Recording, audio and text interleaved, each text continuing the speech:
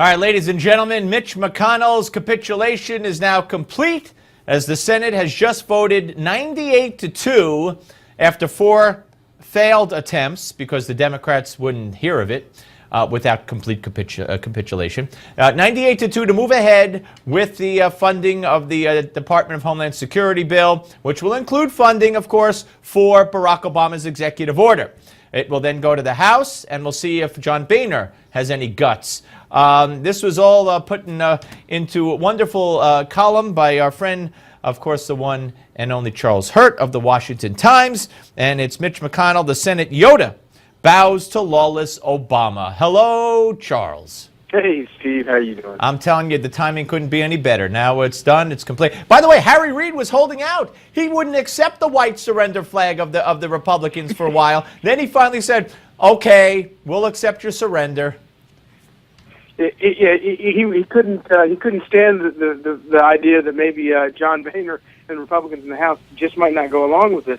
But I mean, it's truly incredible how it is. Voters have given Republicans another chance to redeem themselves, to come here and with a clear, strong message to stop President Obama.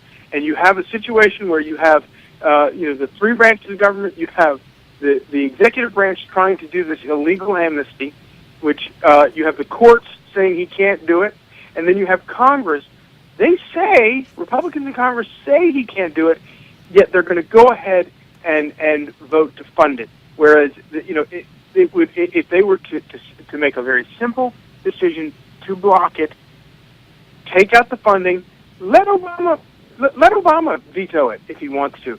But this notion of going, sort of kowtowing to the president, on parliamentary grounds is just Republicans are going to find themselves in the wilderness again very soon if they keep this up. I mean, all they had to say was, we wanted to pass. We passed a bill that they could have changed the rules of the Senate. We passed a bill, the House and the Senate, that funds the Department of Homeland Security.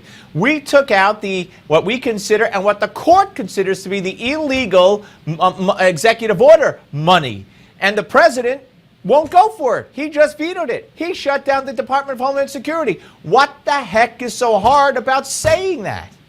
Well, obviously, Republicans are always getting blamed for everything, as we've seen in the last couple of weeks. They were getting blamed for blocking funding of the Department of Homeland Security, even though they gave a bill to fund Department of Homeland Security. They were ready to vote for it in the Senate. It was Democrats who were opposing the bill to fund Department of Homeland Security. But of course, in the media, in the press, they twist it all around, and somehow a Democratic filibuster of a bill to fund the Department of Homeland Security somehow winds up becoming a Republican effort to shut down the Department of Homeland Security. It just boggles the mind. But as you say, if they had just gone on, passed it on a straight up or down vote, sent it to the president, let the president veto it if he wants to.